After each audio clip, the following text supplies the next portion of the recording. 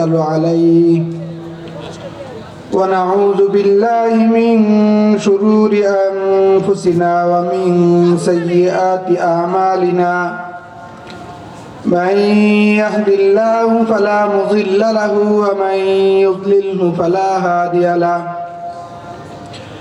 وأشهد أن لا إله إلا الله وحده لا شريك له وأشهد أن سيدنا وحبيبنا وشفيعنا ومولانا محمدا صلى الله عليه وسلم اللهم صل على محمد وعلى آل محمد كما صليت على إبراهيم وعلى آل إبراهيم إنك حميد مجيد اللهم بارك على محمد وعلى آل محمد كما باركت على إبراهيم وعلى آل إبراهيم إنك حميد مجيد أما بعد فأعوذ بالله من الشيطان الرجيم بسم الله الرحمن الرحيم وذروا ظاهر الإثم وباطنه وقال رسول الله صلى الله عليه وسلم يا أبا هريرة اتق المحارم تكن أعبد الناس وارض بما قسم الله تكن أغنى الناس وأحسن إلى ذلك تكن مسلما إلى آخر الحديث صدق الله المولانا العظيم وصدق رسوله النبي الكريم الحمد لله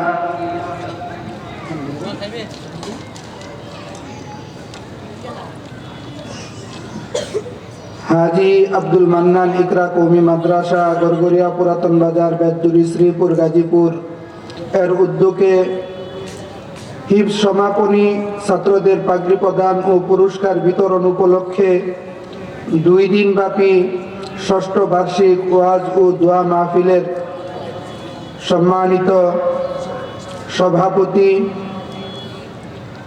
প্রধান অতিথি, বিশেষ অতিথি, বরেণ্য অতিথি, আমন্ত্রিত উলামায়ে কেরাম,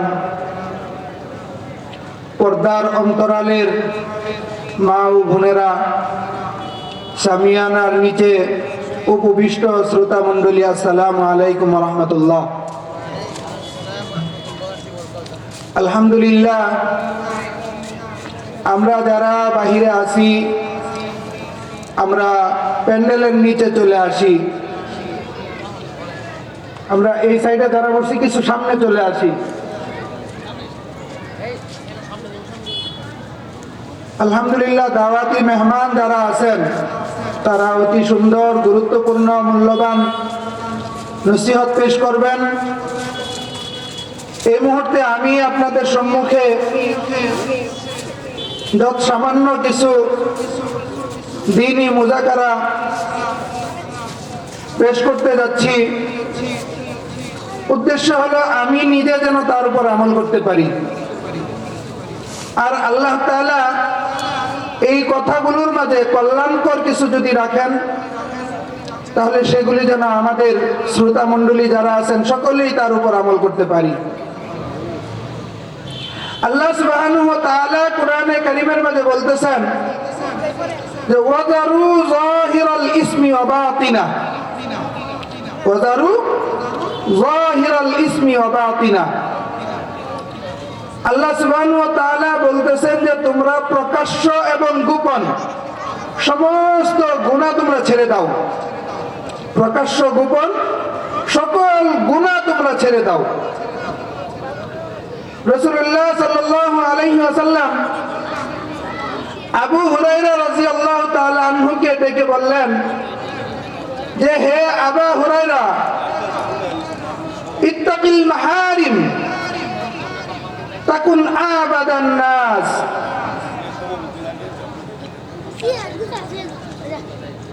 হে আবু হুরায়রা তুমি গুনাহ থেকে বেঁচে থাকো। যদি তুমি গুনাহ থেকে বেঁচে থাকতে পারো তাহলে দুনিয়ার মাঝে শ্রেষ্ঠ আবেদ হয়ে যাবে, তাহলে তুমি শ্রেষ্ঠ আবেদ হয়ে যাবে। রাসূলুল্লাহ সাল্লাল্লাহু আলাইহি ওয়াসাল্লাম শ্রেষ্ঠ আবেদ, শ্রেষ্ঠ ইবাদতকারী হওয়ার জন্য এটা ডাক দিয়ে বলেন না যে হে আবু হুরায়রা তুমি প্রত্যেক দিন 50 রাকাত 100 রাকাত করে তাহাজ্জুদ করবা, এই কথা বলেন নাই। শ্রেষ্ঠ আবেদ হওয়ার জন্য রাসূলুল্লাহ সাল্লাল্লাহু আলাইহি ওয়াসাল্লাম আবু হুরায়রা রাদিয়াল্লাহু তাআলা আনহুকে এই কথা বলেন নাই যে হে আবু হুরায়রা তোমার প্রত্যেক দিন 1000 টাকা লক্ষ টাকা দান করতে হবে, এই কথা বলেন নাই। এই কথা বলেন নাই যে হে আবু হুরায়রা তুমি শ্রেষ্ঠ আবেদ হওয়ার জন্য তোমার বছরকে বছর সারা বছর তোমার রোজা রেখে যেতে হবে, এমন কথা বলেন নাই। এই কথা বলেন নাই যে হে আবু হুরায়রা তুমি শ্রেষ্ঠ আবেদ হওয়ার জন্য তোমার প্রতি মাসে একটা করে উমরা করতে হবে, প্রতি বছর তোমার হজ আদায় করতে হবে, এমন কঠিন কোনো কথাও বলেন নাই।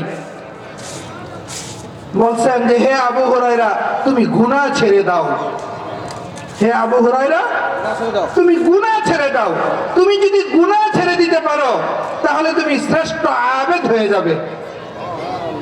তুমি গুনাহ ছেড়ে দাও তাহলে তুমি শ্রেষ্ঠ আবেদ হয়ে যাবে। আল্লাহ সুবহানাহু ওয়া তাআলা বলতেছেন যে তোমরা প্রকাশ্য এবং গোপন যত গুনাহ আছে সমস্ত গুনাহগুলি ছেড়ে দাও।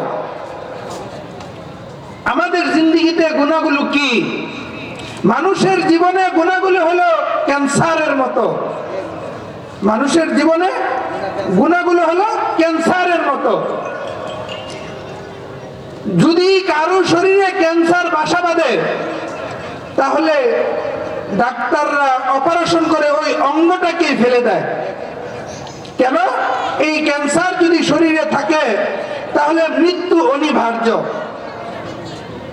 আর এই ক্যান্সারটা হলো আগাছার মতো, আমাদের ফসলের মাঝে যদি আগাছা তৈরি হয় তাহলে কোনো কৃষক ওই আগাছাকে রেখে দেয় না, যত দ্রুত সম্ভব ওই আগাছাকে উপড়ে ফেলে দেয়।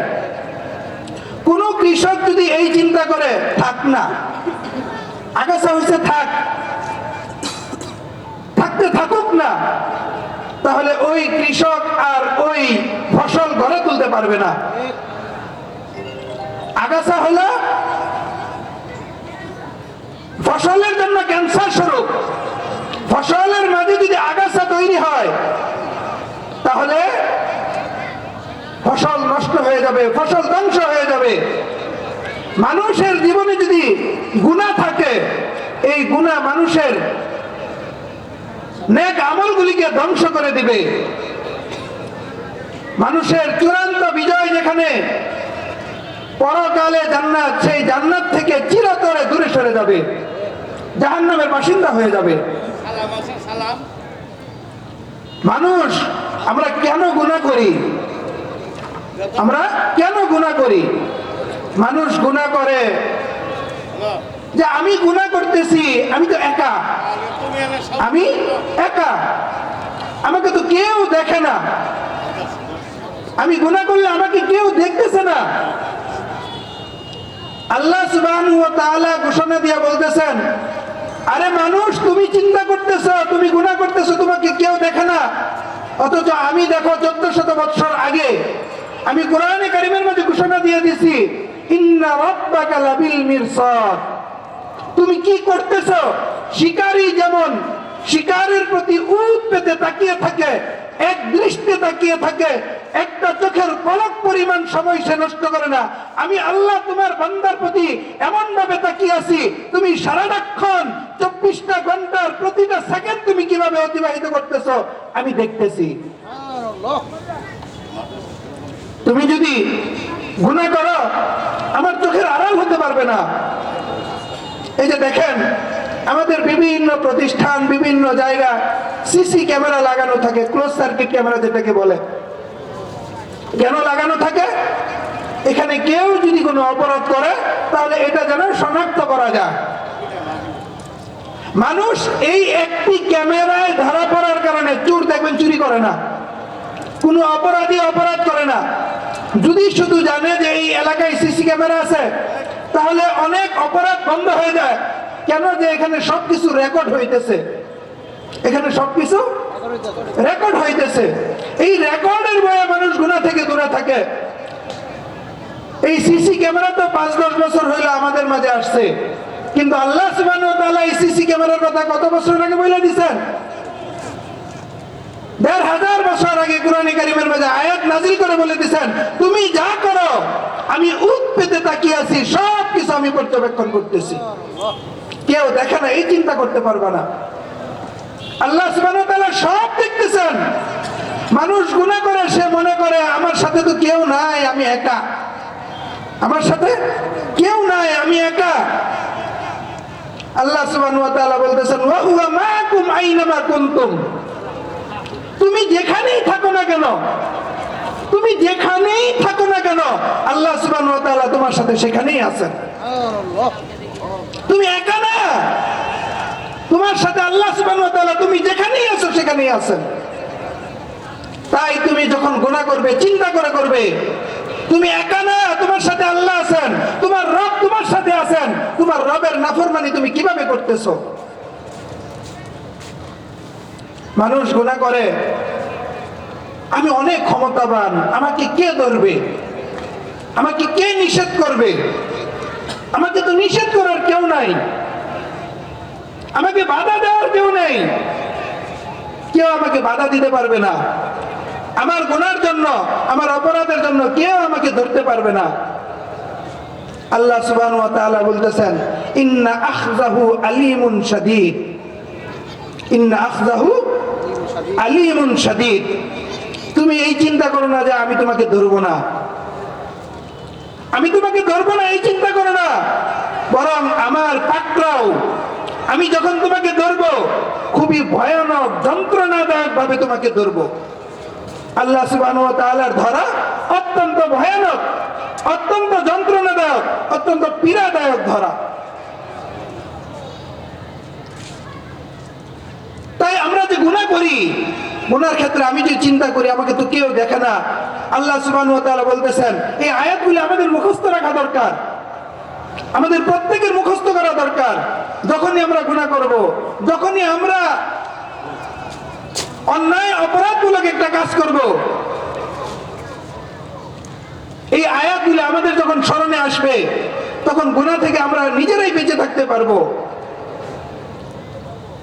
আমরা মনে করি আমি গুনাহ করব, কে জানবে? জানার কে আছে? কেউ জানবে না। আল্লাহ সুবহানাহু ওয়া তাআলা বলতেছেন, আরে তুমি বেকুব, কি চিন্তা করো যে কেউ জানবে না? ইয়ালামু খাইনাতাল আয়ুন ওয়া মা তুখফিস সুদুর।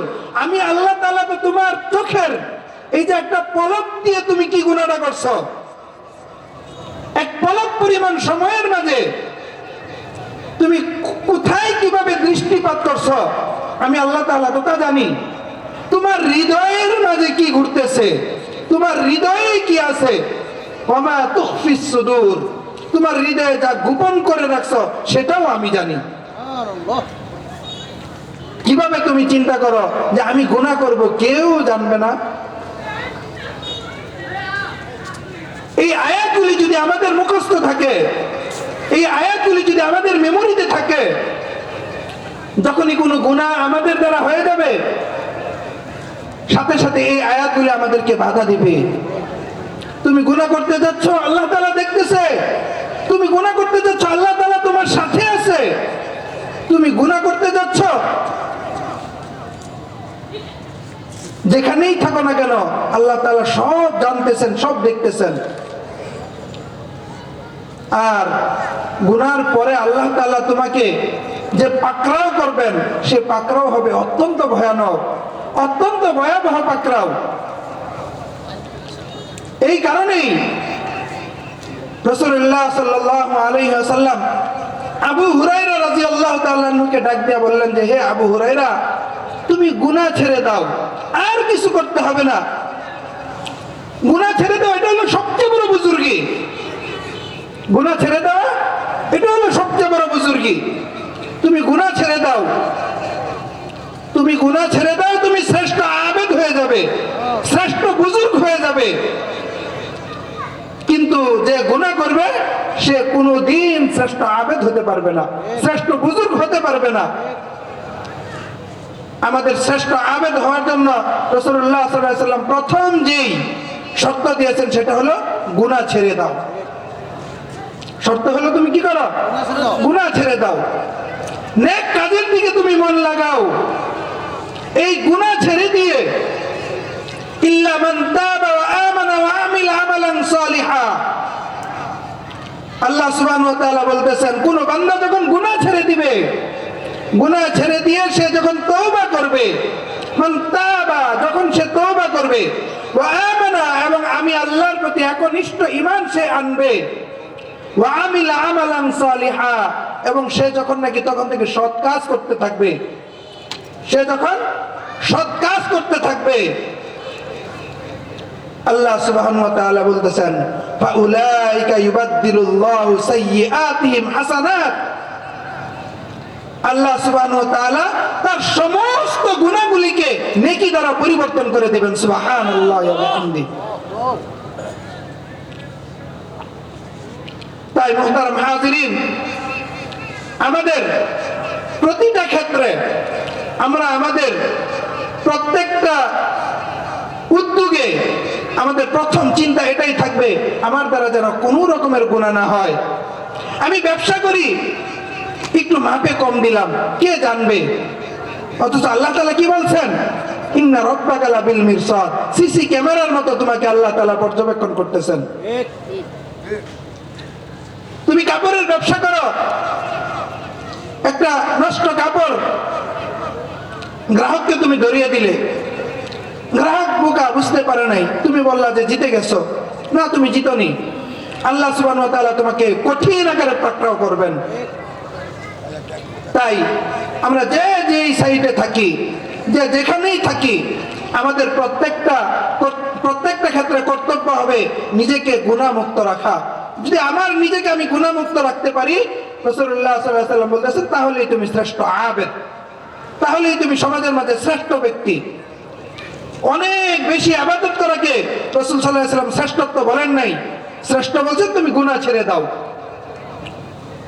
তাই আল্লাহ সুবহানাহু ওয়া তাআলার কাছে আমরা কায়মুল বাক্যে দোয়া করব, আল্লাহ সুবহানাহু ওয়া তাআলা যেন আমাদের জীবনের প্রত্যেকটা মুহূর্তকে গুনাহ মুক্ত থাকার, গুনাহ থেকে বিরত থাকার তৌফিক দান করেন। সকলে বলি আমিন।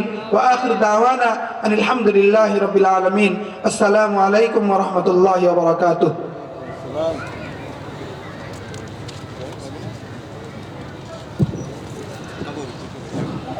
আলহামদুলিল্লাহ, হুজুর চমৎকার আলোচনা করতেছিলেন কোরআন ও হাদিসের আলোকে।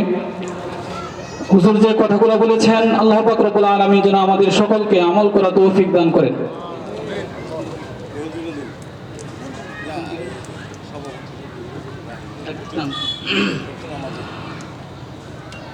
সম্মানিত সভাপতি সাহেব, আজকের মাহফিলের যিনি সভাপতি সাহেব, আপনাকে দৃষ্টি আকর্ষণ করছি, আপনি যেখানে আছেন আপনি আমাদের মাহফিলে চলে আসেন। আপনি যেখানেই থাকেন না কেন আমাদের মাহফিলে চলে আসেন। সম্মানিত এলাকাবাসী, প্রিয় উপস্থিতি, এই পর্যায়ে আপনাদের সম্মুখে কোরআন ও হাদিসের আলোকে গুরুত্বপূর্ণ বয়ান পেশ করবেন হযরত মাওলানা মুফতি এরশাদুল হক এহসান সাহেব, ইমাম ও খতিব, গড়গড়িয়া পুরাতন বাজার কেন্দ্রীয় জামে মসজিদ। আমি হযরতকে ওনার মূল্যবান তাকরীর পেশ করার জন্য সবিনয় অনুরোধ জানাচ্ছি।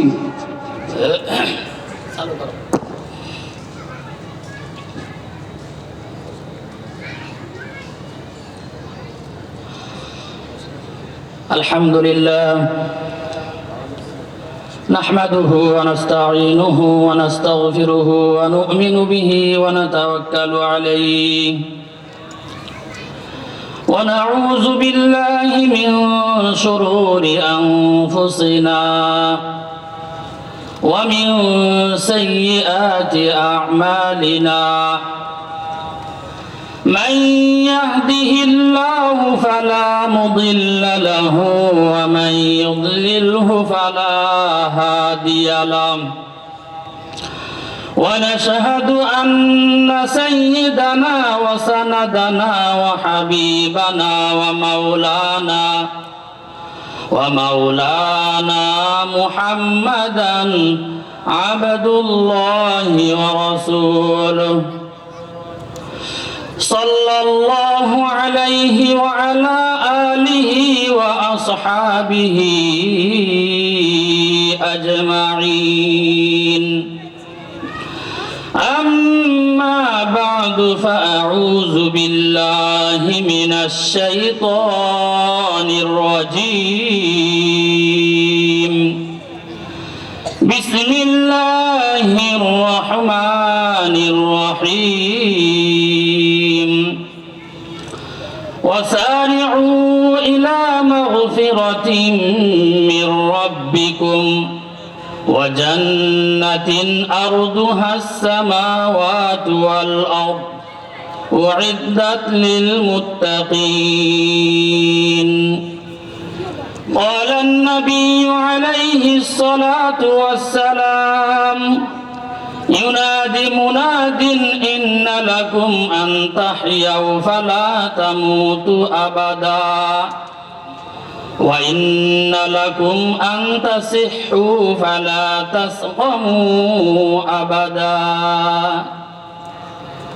إلى آخر الحديث رب اشرح لي صدري ويسر لي أمري واحلل عقدة من لساني يفقه قولي اللهم صل على محمد وعلى آل محمد كما صليت على إبراهيم وعلى آل إبراهيم إنك حميد مجيد اللهم بارك على محمد وعلى آل محمد كما باركت على إبراهيم وعلى آل إبراهيم إنك حميد مجيد الحمد لله আল্লাহ তাআলার দরবারে লাখো কোটি শুকরিয়া যে আল্লাহ রাব্বুল আলামিন মাগরিবের নামাজের পরে একটি দ্বীনি মাজলিসে দ্বীনি জলসায় কুরআন ও হাদিসের আলোচনা করার জন্য এবং শোনার জন্য আমাদেরকে কবুল করেছেন, তৌফিক দান করেছেন। এই জন্য আল্লাহ রাব্বুল আলামিনের দরবারে আমরা সকলেই শুকরিয়া আদায় করি, সকলে বলি আলহামদুলিল্লাহ। লক্ষ কোটি দরুদ ও সালাম বর্ষিত হোক আমাদের নবীর উপর, যিনাকে আল্লাহ রাব্বুল আলামিন এই সত্য নিষ্ঠ সহজ সরল দিন দিয়ে আমাদের জন্য রহমত হিসেবে প্রেরণ করেছেন। আমরা আমাদের নবীর উপর দরুদ ও সালাম প্রেরণ করি, সকলে বলি সাল্লাল্লাহু আলাইহি ওয়াসাল্লাম। সম্মানিত উপস্থিতি, সংক্ষিপ্ত কয়েকটি কথা বলবো। অনেক মেহমান বয়ান করবেন, তো আমাকে যেহেতু অনেকে চিনেন বা আমার মুসল্লি, এই জন্য বারবার জিজ্ঞেস করতেছেন কালকে থেকে হুজুর বয়ান কখন করবেন। এক ঝামেলা সৃষ্টি হয়ে গেছে, কথা বুঝতেছেন? তো অনেকজনকে বললাম যে আজকে ইনশাআল্লাহ যদি সময় পাই তাহলে কয়েক মিনিট কথা বলবো। তো আমি যে আয়াতটি তিলাওয়াত করেছি, এই আয়াতের মধ্যে আল্লাহ রাব্বুল আলামিন আমাদেরকে একটা হুকুম করেছেন। আল্লাহ রাব্বুল আলামিন বলেন, وسارعوا إلى مغفرة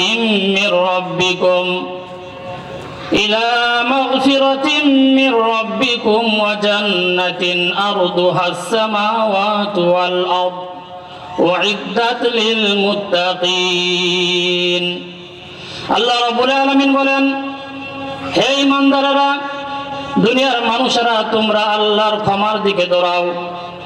যেই কাজ করলে আল্লাহ রাব্বুল আলামিন তোমাদেরকে ক্ষমা করে দিবেন, তোমাদের গুনাহগুলো মাফ করে দিবেন, ওই সকল কাজের প্রতি তোমরা প্রতিযোগিতামূলক দৌড়াও।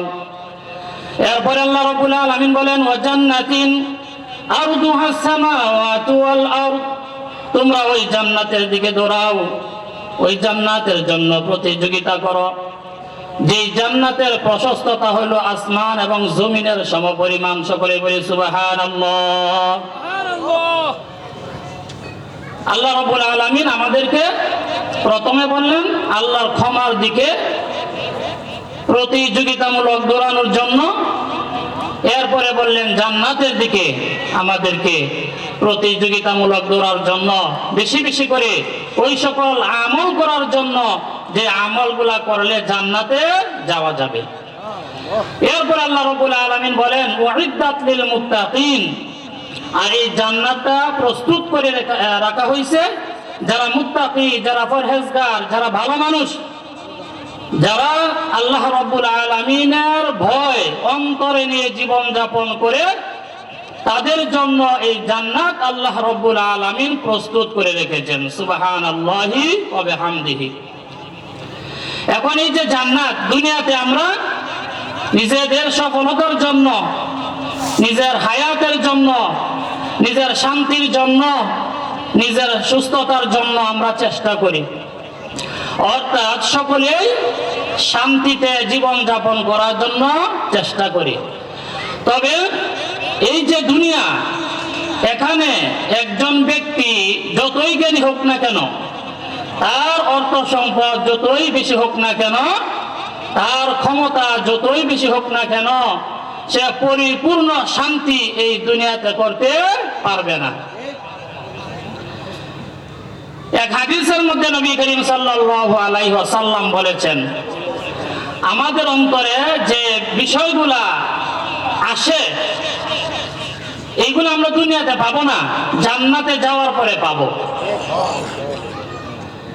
আমি সহজ করে একটা কথা বলি, এই দুনিয়াতে যত মানুষ বসবাস করে, সে মুসলিম হোক অমুসলিম হোক, সে পুরুষ হোক মহিলা হোক, প্রত্যেক ব্যক্তির কমন চারটা চাহিদা আছে। মানে প্রত্যেক ব্যক্তি এই চারটা চাহিদা সে ধারণ করে, তার ভিতরে আছে। এর মধ্যে একটা হলো সে মরতে চায় না, সে চিরজীবন লম্বা হায়াত সে চায়। কোন ব্যক্তি তাড়াতাড়ি মৃত্যুবরণ করুক, এটা সে চায় না।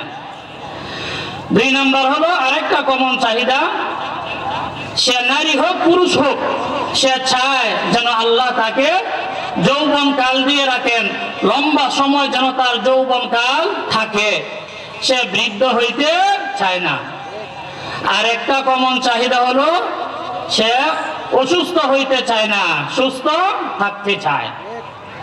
আরেকটা কমন চাহিদা, সেটা হলো মানুষ কষ্টে পতিত হইতে চায় না, চিরশান্তি, সর্বদাই শান্তিতে সে বসবাস করুক, এমন একটা চাহিদা তার ভিতরে আছে।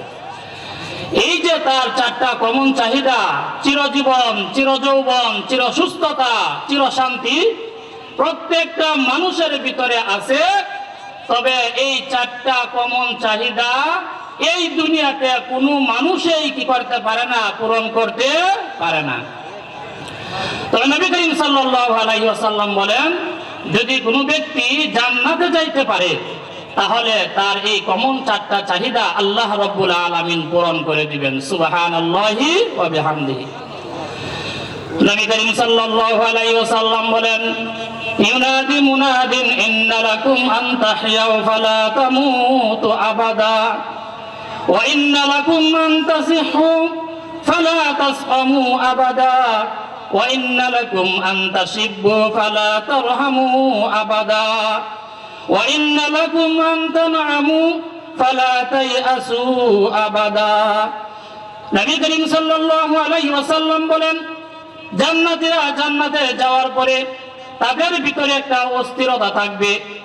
না জানি কখন আল্লাহর পক্ষ থেকে আওয়াজ আসে, ডাক আসে যে জান্নাতীরা জান্নাত থেকে বের হয়ে যাও, জাহান্নামে চলে যাও। এমন একটা ভয় তাদের অন্তরে থাকবে। তখন আল্লাহ রাব্বুল আলামিন একজন ফেরেশতার মাধ্যমে একটা ঘোষণা দিবেন। ফেরেশতা আয়েশা বলবে, ইনাদি মুনাদিন আন্না লাকুম আন তাহইয়াউ ইন্না লাকুম আন তাহইয়াউ ফালা তামুতু আবাদা। হে জান্নাতীরা, তোমরা যারা জান্নাতে প্রবেশ করেছো, চিরকাল তোমরা জান্নাতে থাকবে। এই জান্নাত থেকে তোমরা কোনো সময় বের হবে না। আর এক হাদিসের মধ্যে নবী করিম সাল্লাল্লাহু আলাইহি ওয়াসাল্লাম বলেন, ইদা সারা আহলুল জান্নাতি জান্নাতা ওয়া আহলুন নারি নারা জিআ বিল মাউতি। নবী করিম সাল্লাল্লাহু আলাইহি ওয়াসাল্লাম বলেন, যখন জান্নাতীরা জান্নাতে চলে যাবে, জাহান্নামীরা জাহান্নামে চলে যাবে, তখন আল্লাহ রাব্বুল আলামিনের হুকুমে মৃত্যু নামক আল্লাহর যে সৃষ্টি রয়েছে ওইটাকে জান্নাত এবং জাহান্নামের মাঝখানে আনা হবে। একটা দুম্বার আকৃতিতে এনে আল্লাহর পয়গম্বর ইয়াহইয়া আলাইহিস সালাতু ওয়াস সালামের হাতে ওইটাকে জবে করে দেওয়া হবে। এরপরে বলা হবে, হে জান্নাতীরা, আজকের পর থেকে তোমরা আর কোনোদিন কষ্টে পড়বে না, জান্নাত থেকে বের হইতে হবে না। আজকের পর থেকে তোমাদের আর কোনো মৃত্যু নাই। চারটা ঘোষণা একবারে করা হবে। বলবে, হে জান্নাতীরা, আজকের পর থেকে তোমাদের আর কোনো মৃত্যু নাই। আজকের পর থেকে আর তোমাদের কোনো যৌবন শেষ হবে না। তোমাদের আর কোনো সময় অসুস্থ হবে না এবং তোমরা কোনো সময় কষ্টে পতিত হবে না। সকলে সুবহানাল্লাহ বলে। এই জন্য জান্নাতে গেলে কমন চারটা চাহিদা: চিরজীবন, চিরযৌবন, চিরসুস্থতা, চিরশান্তি। তো জান্নাতে যাইতে হইলে একটা গুণ অর্জন করতে হবে, ওইটার নাম হলো মুত্তাকি, তাকওয়া। আল্লাহর ভয় অন্তরে সৃষ্টি করতে হবে, নিজেকে মুত্তাকি হিসাবে গড়ে তুলতে হবে। এখন আমি যে বয়ানটা করবো এটা হলো মুত্তাকি হইতে হইলে আমাদের কি কি কাজ করতে হবে। একটা মানুষ মুত্তাকি হয়ে যাওয়া এটা সাধারণ কোনো বিষয় নয়। কারণ মুত্তাকি হইতে হইলে আল্লাহ রাব্বুল আলামিন যত আদেশ করেছেন, যত আওয়ামের আছে সবগুলাকে পালন করতে হবে।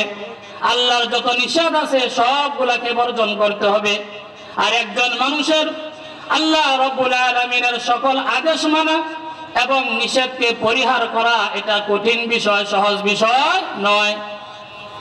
তো এই যে কঠিন একটা বিষয়, এটা আমরা কিভাবে অর্জন করব? আমি কোরআন ও হাদিসের আলোকে কয়েকটা পয়েন্ট বলে যাব। যেই কথাগুলো আল্লাহ রাব্বুল আলামিন কোরআনুল কারীমের বিভিন্ন আয়াতের মধ্যে বলেছেন। এক আয়াতের মধ্যে আল্লাহ রাব্বুল আলামিন বলেন, ইয়া আইয়ুহাল্লাযীনা আমানুত্তাকুল্লাহ ওয়া কুনু মা'আস সাদিকিন। আল্লাহ রাব্বুল আলামিন বলেন, হে ঈমানদারগণ, তোমরা আল্লাহকে ভয় করো। আল্লাহর ভয়ের মাধ্যমে তোমরা নিজেদেরকে মুত্তাকি বানাও। এরপর আল্লাহ রাব্বুল আলামিন বলেন, ওয়া কুনু মা'আস সাদিকিন, আর তোমরা সত্যবাদী ভালো মানুষ, বুজুর্গ মানুষের সুহবত গ্রহণ করো, তাদের সাথে চলাফেরা করো। বাহ্যিকভাবে এই আয়াতের মধ্যে দুইটা হুকুম আল্লাহ রাব্বুল আলামিন করেছেন। একটা হলো তোমরা আল্লাহকে ভয় করো, তোমরা মুত্তাকি হয়ে যাও। দুই নাম্বার আরেকটা আদেশ হলো তোমরা সত্যবাদীদের সাথে চলাফেরা করো। জগৎ বিখ্যাত একজন মুফতি, ওনার নাম হলো আল্লামা তাকি উসমানী দামাত বারাকাতুহু মাদ্দাজিল্লু আলিয়া। তিনি বলেন, এই আয়াতের মধ্যে আল্লাহ রাব্বুল আলামিন দুইটা হুকুম করেছেন। তবে দ্বিতীয় হুকুমটা হইল, প্রথম যে হুকুম আল্লাহ রাব্বুল আলামিন করেছেন, তোমরা আল্লাহকে ভয় করো, তোমরা নিজেকে মুত্তাকি বানাও।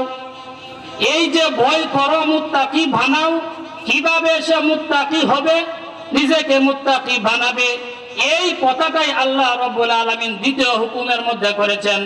আল্লাহ রাব্বুল আলামিন কেমন জানি বলেছেন, ও দুনিয়ার মানুষেরা, তোমরা আল্লাহকে ভয় করো।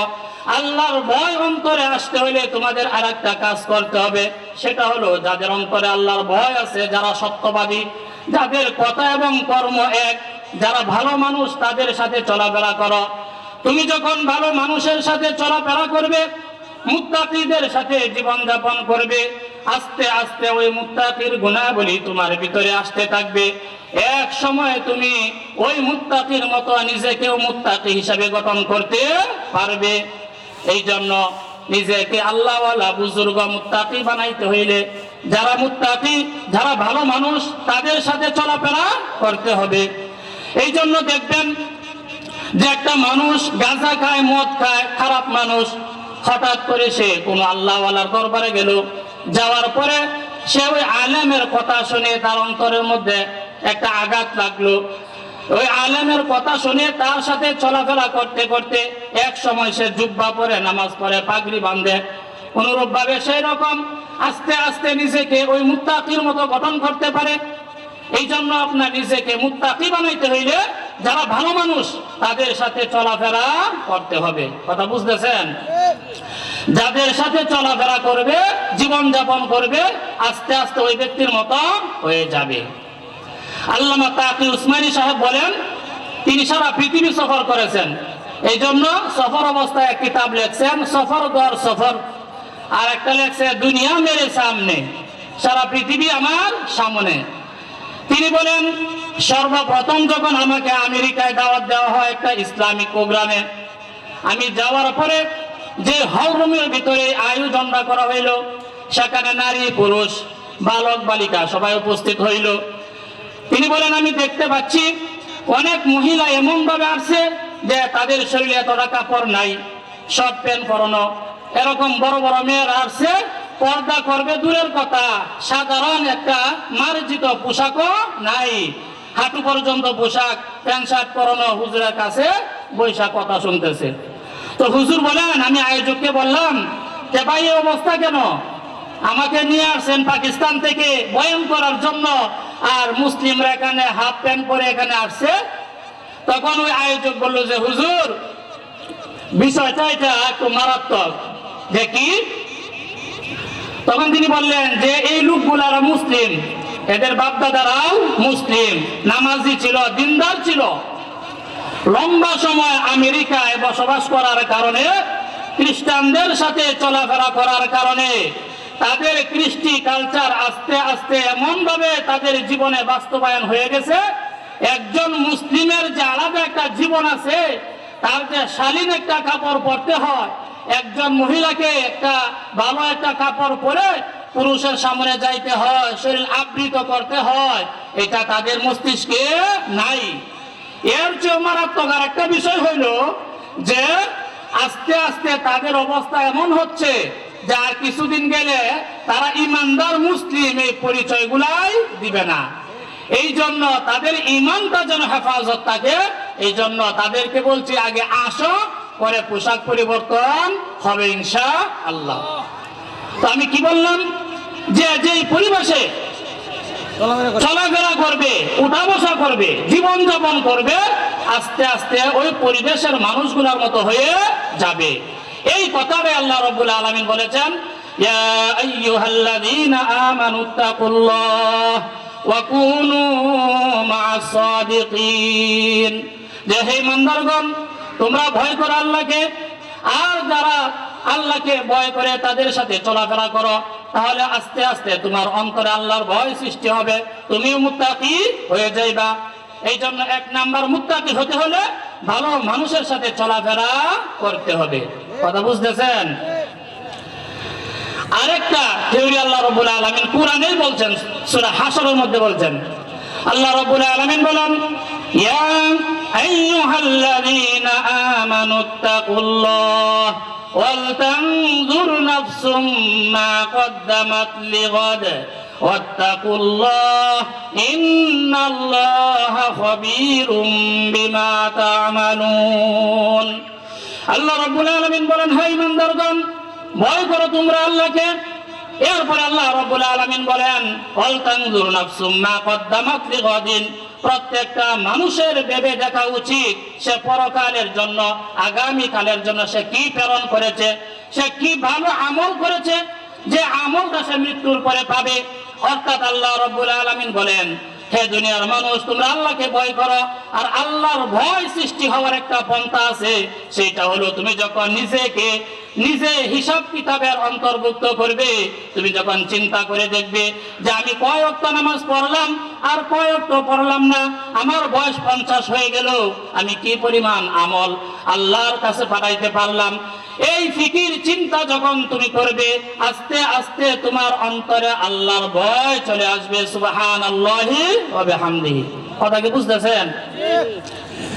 অনুরূপ ভাবে আল্লাহ রাব্বুল আলামিন মুত্তাকি, 2 নম্বর কথা হলো পরকাল নিয়ে চিন্তা করলে মানুষ মুত্তাকি হতে পারে। 3 নম্বর আরেকটা কথা, ওইটাও আল্লাহই বলছেন, কোরআনের আয়াত থেকে বলতেছি। আল্লাহ রাব্বুল আলামিন বলেন, ইয়া আইয়ুহাল্লাযীনা আমানুত্তাকুল্লাহ, ইয়া আইয়ুহাল্লাযীনা আমানুত্তাকুল্লাহা ওয়া কুলু কাওলান সাদীদা يصلح لكم أعمالكم ويغفر لكم ذنوبكم والله غفور رحيم।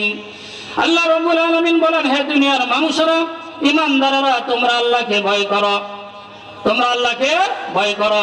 এরপরে আল্লাহ রাব্বুল আলামিন বলেন আল্লাহর ভয় কিভাবে আসবে, ওয়া কুলু কাওলান সাদীদা, তোমাদের একটা অঙ্গ আছে, ওইটার নাম হলো জবান, ওইটাকে সঠিক ব্যবহার করো, সত্য কথা বলো, সঠিক কথা বলো, জবানকে নিয়ন্ত্রণ করো। এই জবানের নিয়ন্ত্রণ তোমাকে মুত্তাকি হওয়ার রাস্তার দিকে কি করবে? ধাবিত করবে। আল্লাহ রাব্বুল আলামিন বলেন, ওয়া কুলু কাওলান সাদীদা ইসলিহ লাকুম আমালাকুম, এই সত্য কথা যখন বলতে থাকবে, আল্লাহ রাব্বুল আলামিন তোমাদের আমলগুলোকে সংশোধন করে দিবেন। ইসলিহ লাকুম আমালাকুম ওয়া ইয়াগফির লাকুম যুনুবাকুম। এরপর আল্লাহ রাব্বুল আলামিন বলেন, হে দুনিয়ার মানুষেরা, তোমরা যখন সত্য কথা বলতে থাকবে, সত্য কথায় অভ্যস্ত হয়ে যাবে, আল্লাহ রাব্বুল আলামিন তোমাদের আমল তো সংশোধন করে দিবেন, এই সাথে সাথে আল্লাহ রাব্বুল আলামিন তোমাদের বিগত জীবনের যে গুনাহগুলো আছে, সেই গুনাহগুলোকে আল্লাহ রাব্বুল আলামিন maaf করে দিবেন। তাহলে এগুলো সব আল্লাহর আয়াতে সরাসরি বলে দিয়েছেন। তাহলে 2 নম্বর কথা কি? 2 নম্বর কথা হলো নিজের জবান কন্ট্রোল করতে হবে, নিজের জবান কন্ট্রোল করতে হবে। এক সাহাবী নবীজির কাছে এসে বলেন, মান নাজাতু ইয়া রাসূলুল্লাহ, হে আল্লাহর রাসূল, কি আমল করলে আমরা মুক্তি পাবো, কি কাজ করলে জাহান্নামের আগুন থেকে আমরা মুক্তি পাবো? নবী করিম সাল্লাল্লাহু আলাইহি ওয়াসাল্লাম বললেন, আমলিক আলাইকা লিসানাক, তুমি তোমার জবানের মালিক হয়ে যাও, তোমার জবানকে কন্ট্রোল করো, আর তোমার চলাফেরা যেন বাহিরে বেশি না হয়, ভালো পরিবেশ, নিজের ঘরে থাকো, আর নিজের গুনার জন্য আল্লাহ রাব্বুল আলামিনের কাছে কান্নাকাটি করো, তাহলেই মুক্তি পেয়ে যাবে। সুবহানাল্লাহি ওয়া বিহামদিহি। তো এই যে 2টা কথা বলা, 1 নম্বরে হলো ভালো মানুষের সাথে চলাফেরা করতে হবে, 2 নাম্বার কি বললাম? জবানকে কন্ট্রোল করতে হবে। আরেকটা থিওরি দেই, সেটা হলো আপনি নিজের নামাজ পড়বেন, পরিবার পরিজনকে নামাজের হুকুম করবেন। এই আমলটা ধারাবাহিক ভাবে করতে থাকলে আস্তে আস্তে আপনি মুত্তাকি হয়ে যাবেন। কথা বুঝতেছেন? আল্লাহ রাব্বুল আলামিন বলেন, ওয়া'মুর আহলাকা বিস-সালাতি ওয়াস-সাবির আলাইহা লা নাসআলুকা রিজকা নাহনু নারযুকুকা ওয়াল আকিবাতু লিত-তাকওয়া। আল্লাহ রাব্বুল আলামিন বলেন, হে নবী, আপনার পরিবার পরিজনকে নামাজের আদেশ করুন, হুকুম করুন। এরপরে আল্লাহ রাব্বুল আলামিন বলেন, ওয়াসতাবির আলাইহা, শুধু হুকুম করবেন এতটুকুই যথেষ্ট নহে, বরং নিজেও পাবন্দির সাথে নামাজ আদায় করুন। এরপরে আল্লাহ রাব্বুল আলামিন বলেন, লা নাসআলুকা রিজকা নাহনু নারযুকুকা, এই 2টা কথার একটা হলো আমি আপনাকে রিজিক দিব। এরপরে বলেন, ওয়াল আকিবাতু লিত-তাকওয়া, শেষ পরিণাম ভালো হবে মুত্তাকিদের। আর আয়াতের শুরুতে 2টা আমলের কথা বলছেন, নিজে সালাত আদায় করা এবং পরিবার পরিজনকে নামাজের হুকুম করা। এই 2টা কাজ করলে মুত্তাকি হতে পারবে, আর মুত্তাকি হলে শেষ পরিণাম ভালো হবে। তো এখানে একটা চিকন কথা বলে রাখি, আমরা অনেকে নামাজ পড়ি, নিজের সন্তানদেরকে, স্ত্রীদেরকে নামাজের কথা বলি না। এটা চরম পর্যায়ের একটা আমাদের ভুল, মারাত্মক ভুল। বরং যে ফ্যামিলির করতে হবে প্রধান হবে, সমাজের প্রধান হবে, রাষ্ট্রের প্রধান হবে, কলেজের প্রধান হবে, ভার্সিটির প্রধান হবে, মাদ্রাসার প্রধান হবে। যারা দায়িত্বশীল হবে তাদের একসাথে দুইটা দায়িত্ব, একটা হলো নিজে গুরুত্ব সহকারে নামাজ আদায় করবে, আর একটা হলো নিজের অধীনস্থ ব্যক্তিদেরকে নামাজের হুকুম করতে থাকবে। কথা কি বুঝতেছেন? এইভাবে নিজে নামাজ আদায় করলে আর পরিবার পরিজনকে অধীনস্থ ব্যক্তিদেরকে নামাজের হুকুম করতে থাকলে আস্তে আস্তে ব্যক্তিরা মুত্তাকি হয়ে যাবে। নামাজের ভিতরে এমন একটা পাওয়ার আছে যে পাওয়ারের কারণে নামাজ ব্যক্তিটাকে ভালো রাস্তায় চলতে বাধ্য করে, গুনাহ বর্জন করতে বাধ্য করে, আল্লাহওয়ালা মুত্তাকি হতে নামাজটাকে কি করে বাধ্য করে। এই জন্য খলিফাতুল মুসলিমিন আমিরুল মুমিনিন হযরতে উমর রাদিয়াল্লাহু তাআলা আনহু যখন খলিফা হয়ে গেলেন, রাষ্ট্রের প্রধান হইলেন, সরকার প্রধান হইলেন, তিনি সর্বপ্রথম তিনার যে গভর্নরগণ ছিলেন তাদের নিকট একটা চিঠি প্রেরণ করেছিলেন এই মর্মে যে, হে গভর্নর, তোমরা শুনো, প্রত্যেক এক একটা রাষ্ট্র, যেমন বাংলাদেশ এটার জন্য একটা গভর্নর, পাকিস্তানের জন্য একজন গভর্নর, ভারতের জন্য একজন গভর্নর, তারা মন্ত্রী পর্যায়ে থাকতো। তাদের নিকট চিঠি প্রেরণ করলেন যে, শুনো, আমার নিকট সবচেয়ে গুরুত্বপূর্ণ কাজ হলো, বিষয় হলো গুরুত্ব সহকারে নামাজ আদায় করা। মান হাফাজা আলাইহা। এরপরে ওমর বলেন, যেই ব্যক্তি এই কাজ গুরুত্ব সহকারে আদায় করতে পারবে, বাকি কাজগুলোও সে সঠিকভাবে আদায় করতে পারবে। আর যেই ব্যক্তি এই সালাত গুরুত্ব সহকারে আদায় করতে পারবে না, বাকি কাজগুলোও সে ভালো করে আদায় করতে পারবে না। এই জন্য যারা কর্তা হবে, দায়িত্বশীল হবে, সরকার হোক অথবা প্রতিষ্ঠানের প্রধান হোক অথবা পরিবারের প্রধান হোক, তাদের দুইটা কাজ করতে হবে। একটা হলো সময় মতো নামাজ আদায় করতে হবে, আর একটা হলো পরিবার পরিজনকে নামাজের আদেশ করতেই থাকতে হবে। এই কাজগুলা করলে আস্তে আস্তে ব্যক্তিরা মুত্তাকি হয়ে যাবে। কথা কি বুঝতেছেন? এই যে নামাজ, এই প্রসঙ্গে জুমায় বলছি, নবী করিম সাল্লাল্লাহু আলাইহি ওয়াসাল্লাম পরিবার পরিজন সন্তানদের ব্যাপারে আলাদা বলছেন। নবী করিম সাল্লাল্লাহু আলাইহি ওয়াসাল্লাম বলেছেন, মুরু আওলাদাকুম বিসসালাতি ওয়া হুম আবনাউ সাব'i সিনিন ওয়াজরিবুহুম আলাইহা ওয়া হুম আবনাউ সাব'i আশরি সিনিন। নবী করিম সাল্লাল্লাহু আলাইহি ওয়াসাল্লাম বলেন, হে ঈমানদারগণ, তোমরা তোমাদের সন্তানদেরকে নামাজের হুকুম করতে থাকবে। যখন তাদের বয়স 7 বছর হয়ে যায়, 7 বছর বয়স হয়ে গেছে ছেলেটার, তাকে বলবে, বাবা নামাজ আদায় করো, আমার সাথে জুমায় চলো, আমার সাথে তুমি দোয়ায় শরীক হও। এভাবে নামাজের হুকুম করতে থাকবে, করতে থাকবে। যখন তার বয়স ওয়াজরিবুহুম আলাইহা, যখন তার বয়স 10 হয়ে যাবে, তখন যদি সে নামাজ ছেড়ে দেয়, তাহলে তাকে হালকা শাসন করবে, প্রহার করবে। এভাবেই তাকে নামাজের হুকুম করতেই থাকবে, করতেই থাকবে। এই জন্য আমার আপনার একটা আবশ্যকীয় দায়িত্ব, অন্তরের অন্তঃস্থল হতে আল্লাহর ভালোবাসা নিয়ে সন্তানকে কাছে টেনে তাকে নামাজের কথা বলতে হবে যে, বাবা 5 ওয়াক্ত নামাজ আল্লাহ রাব্বুল আলামিন ফরজ করেছেন, এই নামাজগুলো তোমার আদায় করতে হবে। এভাবে বলতে থাকবে। সে যদি নামাজ ভালো করে আদায় না করে, তখন সে শাসন করবে, সন্তান যেন বুঝতে পারে নামাজ আদায় না করলে আমার বাবা অন্তর থেকে আমার প্রতি অসন্তুষ্ট হন, আমাকে প্রহার করবেন, আমাকে শাসন করবেন। এই কাজগুলো করলে আস্তে আস্তে সন্তানগুলা কি হয়ে যাবে? মানুষ হয়ে যাবে। কথা বুঝতেছেন? এই জন্য সন্তানদেরকে কি করতে হবে? নামাজের হুকুম করতে হবে। হযরত লুকমান হাকিম আলাইহিস সালাতু ওয়াস সালাম একজন জগৎ বিখ্যাত বুজুর্গ ছিলেন। তিনি আবিসিনিয়ার একজন কৃতদাস গোলাম ছিলেন। খাটো ছিলেন, কালো ছিলেন, চেহারা ছবি ভালো ছিল না, কিন্তু তার ভিতরে জ্ঞান গরিমা প্রজ্ঞা এত বেশি ছিল যে তিনি বয়ান করলে অনেক রাষ্ট্র হতে মানুষ এসে তিনার বয়ান শুনতেন, প্রজ্ঞাপূর্ণ কথা, হিকমতপূর্ণ কথা শোনার জন্য আসতেন। তিনি তিনার নিজের সন্তানকে কাছে বসায় কি বলে শুনেন, ভালো করে শুনেন। ক্বালা ইয়া বুনাইয়া আকিমিস সালাতা ওয়া'মুর বিল মা'রুফ ওয়ানহা আনিল মুনকার। হে আমার প্রিয় ছেলে, আদরের সন্তান, বাবা তুমি নামাজ প্রতিষ্ঠা করবা, তোমাকে আমি আদেশ করতেছি তুমি নামাজ পরিহার করবা না, তুমি নামাজ গুরুত্ব সহকারে আদায় করবা। আর সৎ কাজের আদেশ করবা, অসৎ কাজের নিষেধ করবা। এই জন্য নিজের সন্তানকে কাছে বসাইয়া প্রেম ভালোবাসা নিয়ে তাদেরকে ওসিয়ত করতে হবে, নামাজের হুকুম করতে হবে। তাহলে ছেলেও মুত্তাকি হয়ে যাবে, মেয়েও মুত্তাকি হয়ে যাবে, আমরাও মুত্তাকি হয়ে যাব। কথা বুঝতেছেন? এই জন্য যারা দায়িত্বশীল, আমি যে কথাটা বলতেছিলাম, তাদের দুইটা দায়িত্ব নামাজের ক্ষেত্রে। একটা হলো নিজেও নামাজ পড়বে, আর একটা হলো অধীনস্থদেরকে নামাজের হুকুম করবে। যখন মন্ত্রীরা দেখবে যে প্রধানমন্ত্রী তিনি গুরুত্ব সহকারে নামাজ আদায় করেন, তখন সেও নামাজ আদায় করবে। এই জন্য আরবিতে একটা প্রবাদ বাক্য আছে, আগের আলেমরা বলে গেছেন, আন্নাসু আলা দীনি মুলুকিহিম, মানুষ তার নিজের দেশে রাজা বাদশাদের চরিত্রে চরিত্রবান হয়। তারা যেই ধর্মের অনুসারী হয়, আস্তে আস্তে মানুষগুলা ওই ধর্মের অনুসারী হয়।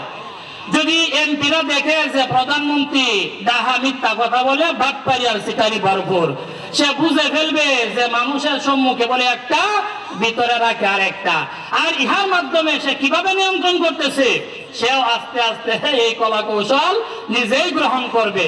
যখন চেয়ারম্যান সাহেবরা দেখবে যে এমপি সাহেবরা তো গুছায় গেছে, কি সুন্দর মিথ্যা কথা বলে, আস্তে আস্তে তারাও মিথ্যা কথা শুরু করবে।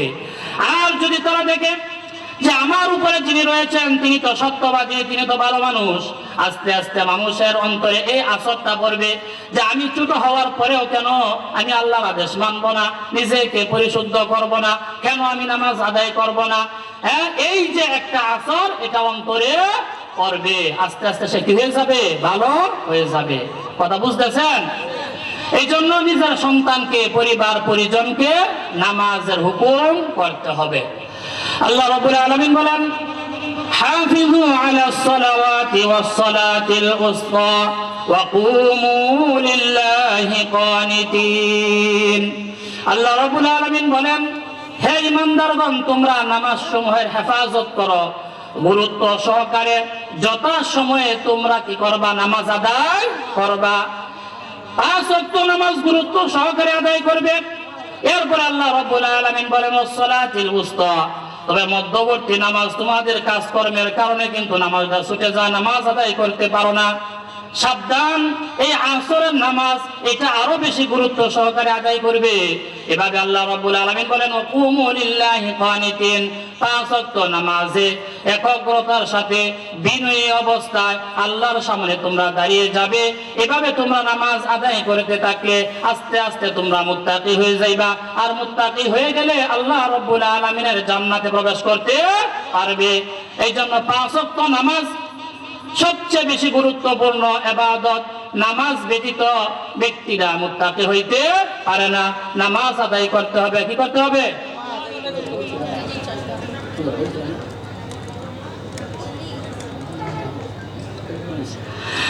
তো এই 5 ওয়াক্ত নামাজ গুরুত্ব সহকারে আদায় করতে হবে। সাহাবাই কেরাম যুদ্ধের ময়দানে যাইতেন, যুদ্ধ করতেন, অস্ত্র নিয়ে, তলোয়ার নিয়ে, লোহা নিয়ে যুদ্ধ করতেন, সরাসরি সামনাসামনি। যখন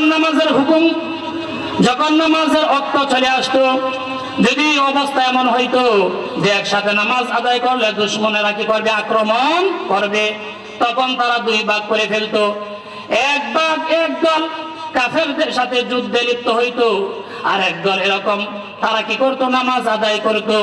যারা নামাজ আদায় করে ফেলতো তারা আগের জায়গায় চলে যাইতো, যুদ্ধের ময়দানে চলে যাইতো, আর বাকিরা নামাজ আদায় করে নিত। এই জন্য আল্লাহ রাব্বুল আলামিন বলেছেন, যখন তোমরা সুন্দরভাবে নামাজ আদায় করার তোমাদের সক্ষমতা থাকবে না, সময় থাকবে না, অবস্থা থাকবে না, তখন তোমাদের সাধ্য অনুযায়ী নামাজ আদায় করে নেবে। এই জন্য সাধ্য অনুযায়ী নামাজ আদায় করতে হবে। বিশেষ করে আমাদের মা বোনেরা, তারা দ্বীনি জ্ঞান থেকে দূরে এবং মোবাইল, টিভি ইত্যাদি সর্বদাই নিজের আছে, হাতে আছে, ঘরে আছে। যেহেতু দিনের দাওয়াত কম, দিনের আলোচনা কম, কোরআনের কথা অন্তরে পৌঁছে না, আর সারাদিন মোবাইল টোবাইল ইত্যাদিতে গান বাদ্য, এই জন্য তাদের অন্তর দিন থেকে বিমুখ হয়ে যাচ্ছে। এই জন্য তাদেরকে হুকুম করতে হবে বয়ান শোনাইতে হবে, ভালো ভালো আলেমদের কথা কি করতে হবে, শোনাইতে হবে, তাদেরকে তালিম দিতে হবে। মহিলাদের জন্য জান্নাতে প্রবেশ করা একেবারেই সহজ। নবী করিম সাল্লাল্লাহু আলাইহি ওয়াসাল্লাম বলেন, আল মারআতু ইযা সাল্লাত খামসাহা, মহিলারা যখন 5 ওয়াক্ত নামাজ আদায় করবে, ওয়া সামাত শাহরাহা, রমজানের রোজা রাখবে, আর কি করবে, সে নিজে পর্দা করবে, নিজেকে হেফাজত করবে, অবৈধ কাজে কি হবে না, লিপ্ত হবে না। কথা বুঝতেছেন? আর নিজের স্বামীর আনুগত্য করবে, স্বামীর কথা মানবে। আমার কাছে অনেকেই যায়, বাইরে অনেক বিপদে পড়ে যায়, স্ত্রী চলে গেছে, স্ত্রী মোবাইলে কথা বলে, ডিভোর্স দিয়ে দিছে। আমি অনেক মাসালা, এমন জটিল এমন কঠিন মাসালা আমি তাদেরকে হল করে দিছি, যে ঢাকা সহ বিভিন্ন জায়গায় তাদেরকে ফতোয়ার জন্য পাঠাইছি, কিভাবে স্ত্রীটা রাখা যায়, পরে আবার অনুতপ্ত হয়। তো এই যে কাজগুলা, স্বামীকে আনুগত্য করে না, স্বামীর কথা মানে না, কারণ হলো কি, কারণ সরকার তাদেরকে স্বামীর আনুগত্যের প্রতি আহ্বান করে না। তারা বলে দিছে সমান অধিকার, নাউজুবিল্লাহ মিন যালিক। সমান অধিকার আমি আমার মসজিদে একাধিকবার বলেছি, এটা একটা কুফরি তন্ত্র, কুফরি কথা। কারণ আল্লাহ রাব্বুল আলামিন মা বোনদেরকে অগ্রাধিকার দিয়েছে। কি দিয়েছে? অগ্রাধিকার দিয়েছেন। একজন মানুষ দুর্বল আর একজন সবল, সেখানে যদি সমান সমান দেওয়া হয়, দুর্বল সমস্যার মধ্যে পড়বে কিনা? পড়বে। আমাদের বাংলাদেশে দেখেন, বাংলাদেশের মহিলারা যারা গ্রামে বসবাস করে, যারা পাড়া মহল্লায় কষ্টে জীবনযাপন করে, তাদের অবস্থা দেখবেন, তাদেরকে যদি পুরুষের সমপরিমাণ কাজ করতে হয়, পুরুষ যেভাবে আপনার ধান কাটে, ধান কি করে আবার রোপণ করে, এই কাজগুলা যদি মহিলাদেরকেও বলা হয় যে সমান অধিকার এইগুলা তোমরাও করো, তাহলে মা বোনদের কষ্ট বেড়ে যাবে, তাদের জীবনের কোনো মূল্যায়ন থাকবে না, এবং এক পর্যায়ে মহিলাদেরকে মানুষ অবহেলা করবে, অবজ্ঞা করবে। কুরআনুল কারীমের মধ্যে আল্লাহ রাব্বুল আলামিন কয়েকটি আয়াত নারী সংক্রান্ত বিষয় বলেছেন। আল্লাহ রাব্বুল আলামিন বলেন, ওয়া ইযাল মাউউদাতু সুইলাত বিআইয়ি যামবিন কুতিলাত। আল্লাহ রাব্বুল আলামিন বলেন, জাহিলি যুগে মেয়ে সন্তানদেরকে জীবন্ত পুঁতে ফেলা হইতো, কবরস্থ করে ফেলা হইতো। আর এক আয়াতের মধ্যে আল্লাহ রাব্বুল আলামিন বলেন, ওয়া ইযা বুশিরা আহাদুহুম বিল উনসা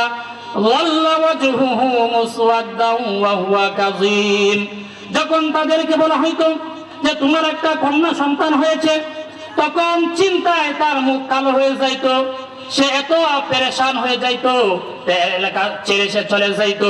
সে মনে মনে ভাবতো কি করা যায়, তাকে কি আমি হত্যা করে ফেলবো, নাকি লাঞ্ছনার সাথে তাকে আমি কি করবো, লালন পালন করব। এই যে অবস্থাটা জাহিলি যুগে মেয়ে সন্তানের প্রতি তাদের অনাগ্রহ ছিল, তাদের প্রতি কি ছিল, একটা বিদ্রুপ ছিল। এর কারণ কি, আমি 2 মাস যাবত এটা স্টাডি করতেছি। কি কি কারণে?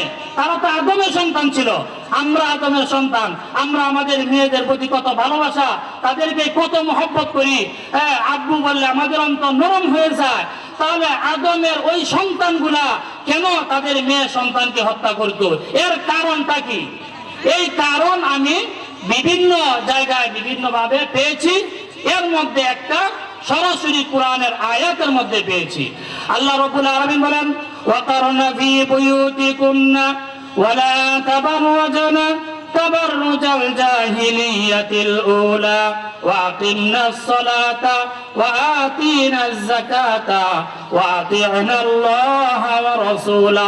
আল্লাহ রাব্বুল আলামিন বলেন, হে মহিলারা, ওয়াকারনা ফি বুয়ুতিকুন্না, তোমরা নিজেদের গৃহে তোমরা অবস্থান করো, কাজকর্ম ব্যতীত, প্রয়োজন হাজত ব্যতীত নিজের বাড়ি থেকে বের হইও না।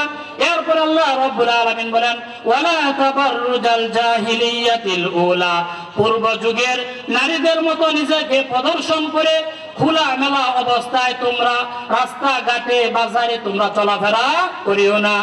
আগের যুগের মহিলারা নিজেকে প্রদর্শন করে নিজের আত্মমর্যাদাকে বিলীন করে জীবন যাপন করত। আস্তে আস্তে তাদের জীবনটা সংকীর্ণ হয়ে গেল। কারণ মানুষ তখন মূল্যায়ন করে না, তাকে ব্যবহারের জিনিস মনে করতে শুরু করলো। এক পর্যায়ে তাদের যে সাধারণ জীবনযাপন এটা নষ্ট হয়ে গেল। এই জন্য কোনো ব্যক্তির কন্যা সন্তান হইলে তার অন্তরের মধ্যে এই কথাটা আসতো যে আমার কন্যা তো একসময় এমন হয়ে যাবে, মানুষ তাকে অমূল্যায়ন করবে, তাকে কি করবে না, মূল্যায়ন করবে না, বিভিন্ন ধরনের সমস্যা সৃষ্টি হবে। এইগুলাকে কেন্দ্র করে সে এমন লজ্জিত হইতো, মনে মনে সে কল্পনা করত যে মেয়ে সন্তানকে লালন পালন করা এটা মারাত্মক একটা খারাপ কাজ, এটা একটা লাঞ্ছনার কাজ, নাউজুবিল্লাহ মিন যালিক। এই জন্য আমি অনেক গবেষণা করে দেখেছি, মা জাতিরা যদি আল্লাহর বিধান মেনে চলে, যদি 5 ওয়াক্ত নামাজ আদায় করে, শালীন মতো জীবন যাপন করে, প্রয়োজন ব্যতীত নিজেকে প্রদর্শন করে বাহিরে ঘোরাফেরা না করে, আল্লাহ রাব্বুল আলামিন তাদেরকে সম্মানজনক জীবন যাপন করার তৌফিক দান করবেন। আর যদি সমান অধিকারের নামে যেটার সাথে ঘোরাফেরা করে, স্বামীর সাথে ঝগড়া করে, খারাপ আচরণ করে, আস্তে আস্তে তাদের জীবনটা নষ্ট হয়ে যাবে, আল্লাহর বিধান পালন করতে পারবে না। মানুষের সাথে চলাফেরা, পুরুষের সাথে কাঁধে কাঁধ মিলে কাজ করতে হবে, দুনিয়াতেও কষ্ট করতে হবে, আখিরাতেও কষ্ট করতে হবে। এই জন্য আমরা যারা পুরুষ, আমাদের মেয়েদেরকে সঠিক শিক্ষা দিতে হবে, তাদেরকে পর্দার কথা বলতে হবে, তাদেরকে শালীন মতো চলার জন্য বলতে হবে, এবং মা বোনদেরকে নামাজের হুকুম করতে হবে। আল্লাহ রাব্বুল আলামিন আমাদেরকে এই কয়েকটা কথা বললাম, এই বিষয়ে বয়ান করব এটা আমার মাথায় ছিল না, এই জন্য যেভাবে আসছে আমি এগুলাই বললাম। আল্লাহ রাব্বুল আলামিন আমাদেরকে আমল করার তৌফিক দান করুক, সবাই বলি আমিন। শেষ কথা বললাম, দুনিয়াতে প্রত্যেকটা মানুষের, প্রথম যে বলছিলাম, কমন চাহিদা চিরজীবন, চিরযৌবন, চির সুস্থতা, চির শান্তি। আর এগুলা দুনিয়াতে একটাও পূরণ হয় না, জান্নাতে যাওয়ার পরে সেগুলা পাবে, একসাথে পাবে। আর জান্নাতে যাইতে হইলে মুত্তাকি হতে হয়, আর মুত্তাকি হওয়ার জন্য কয়েকটা কৌশল। 1 নাম্বার হলো ভালো মানুষ, আলেম ওলামাদের সাথে চলাফেরা করতে হয়, তাদের কথা মানতে হয়, না আপনারই মানতে হইব, তাহলে কিন্তু আবার উল্টা হবে। কথা বুঝতেছেন? 2 নাম্বার বললাম নিজের জবানকে কন্ট্রোল করতে হবে। 3 নাম্বার কি বললাম? নিজেও নামাজ আদায় করতে হবে, পরিবার পরিজনকে নামাজের হুকুম করতে হবে। কথা কি বুঝতেছেন? এই 3টা আমল করলে আপনি মুত্তাকি হইতে পারবেন। আরো অনেক থিওরি আল্লাহ তাআলা কুরআনেই বলে দিয়েছেন। আল্লাহ রাব্বুল আলামিন আমাদেরকে মুত্তাকি হওয়ার তৌফিক দান করুক, সবাই বলি আমিন।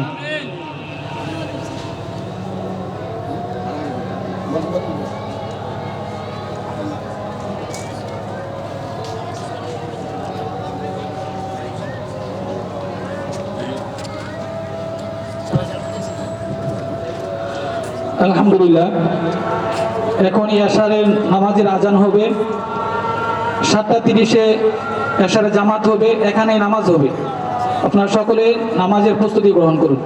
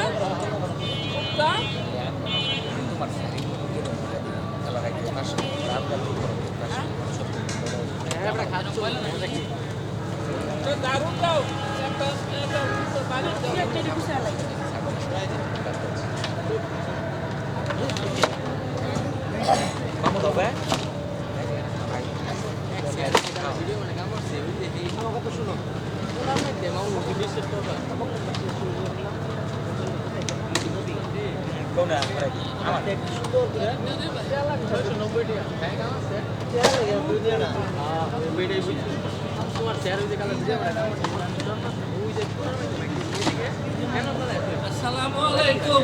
Nama sepertinya belum nama.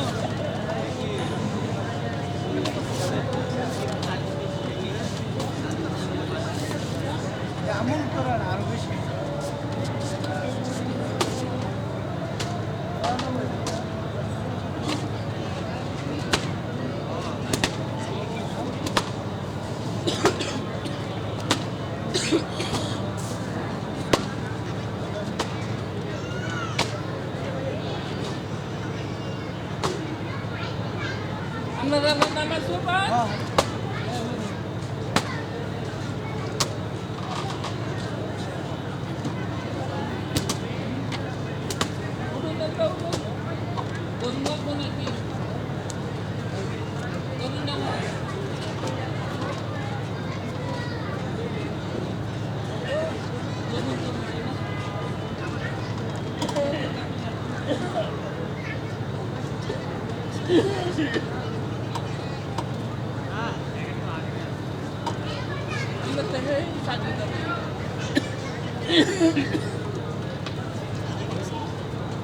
Sangkap bisa apa itu tentang hak.